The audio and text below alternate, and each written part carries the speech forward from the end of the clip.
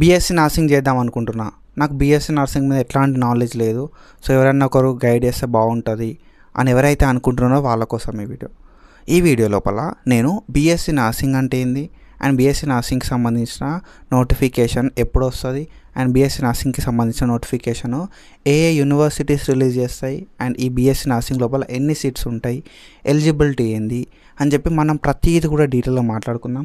So వీడియోని ఎక్కడ కూడా స్కిప్ చేయకుండా చూసి ఈ వీడియో నచ్చితే ఒక లైక్ అండ్ ఒక కామెంట్ చేసి మీ ఫ్రెండ్కి అయితే షేర్ చేయి అండ్ డీటెయిల్గా మాట్లాడుకుందాం. Before that, hey buddy, seaside Jatin, welcome back to analytics tutor. కొత్త వచ్చి సబ్స్క్రైబ్ చేసుకో, మీ ఫ్రెండ్స్ అందరికీ షేర్ చేయి. సో ఫస్ట్లీ ఏంటంటే మన తెలంగాణ లోపల 2 యూనివర్సిటీస్ ఉన్నాయి బీఎస్సీ నర్సింగ్ని ప్రొవైడ్ చేయడానికి. సో మనకి ఒకటేమో Kaloji Narayana Rao university of health sciences, KNRUHS అంటాం, అండ్ దాంతోపాటుగా NIMS, Nizam institute of medical sciences అంటాం. సో ఈ 2 యూనివర్సిటీస్ ఉన్నాయి. సో ఈ 2 యూనివర్సిటీస్ లోపల ఎలిజిబిలిటీ క్రైటీరియా ఏంది మరి అనే విషయానికి వస్తే మనకి ఈ 2 యూనివర్సిటీస్ కూడా మనకి 10+2 కంప్లీట్ అయ్యి ఎంసెట్ ఎవరైతే రాస్తారో, బైపీసీ లోపల ఇంటర్మీడియట్ అయిపోయి ఎవరైతే ఎంసెట్ రాస్తారో వాళ్ళు మాత్రం ఎలిజిబుల్ అప్లై చేసుకోవడానికి.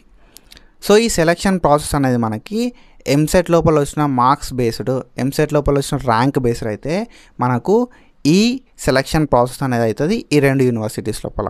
మరి ఏ యూనివర్సిటీ బెస్ట్ అనే విషయానికి వస్తే 2 యూనివర్సిటీస్ కూడా బాగానే ఉంటాయి అండ్ మనకి ఎక్కువ నెంబర్ ఆఫ్ సీట్స్ కావాలన్న సిచ్యువేషన్ లోపల you can go with KNRUH university.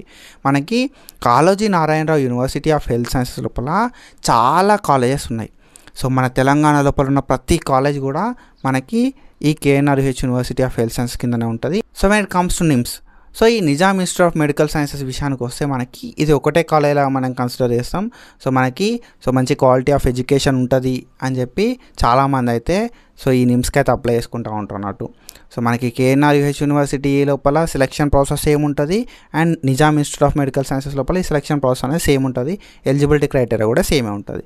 So దానికి డిఫరెన్స్ ఏంటంటే మనకి number of colleges and number of seats అనేది డిఫరెన్స్ అనేది ఉంటుంది అన్నట్టు.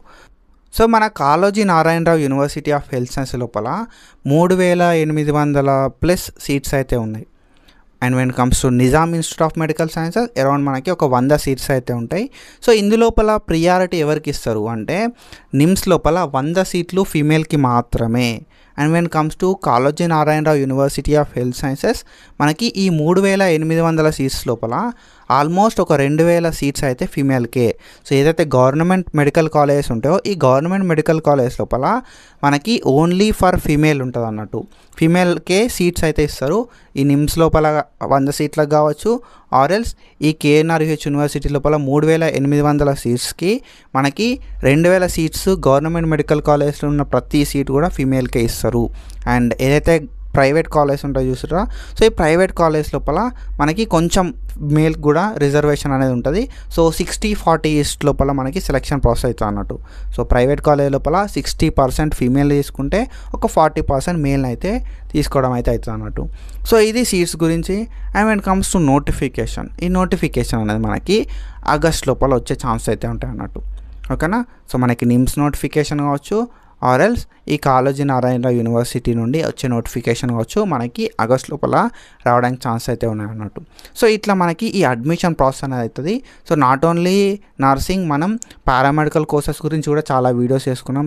జస్ట్ ఫాలో అస్, నీకు ప్రతిదీ కూడా నేను డీటెయిల్గా ఎక్స్ప్లెయిన్ చేస్తాను. సో మన ఛానల్ లోపల the best transparent and clear information అయితే ప్రొవైడ్ చేసుకుంటాం మనం. సో ఈ నోటిఫికేషన్కి సంబంధించి KNRUH యూనివర్సిటీ నుండి ఎట్లాంటి అప్డేట్ వచ్చినా ఆర్ఎల్స్ నిమ్స్ నుండి ఎట్లాంటి అప్డేట్ వచ్చినా నేనైతే నీకు ఫర్దర్గా ఇన్ఫార్మ్ చేస్తా. సబ్స్క్రైబ్ చేసి పెట్టుకొని మీ ఫ్రెండ్స్ అందరికీ షేర్ చేయి. So that's it for today. Follow for more content. Thank you so much. Signing off.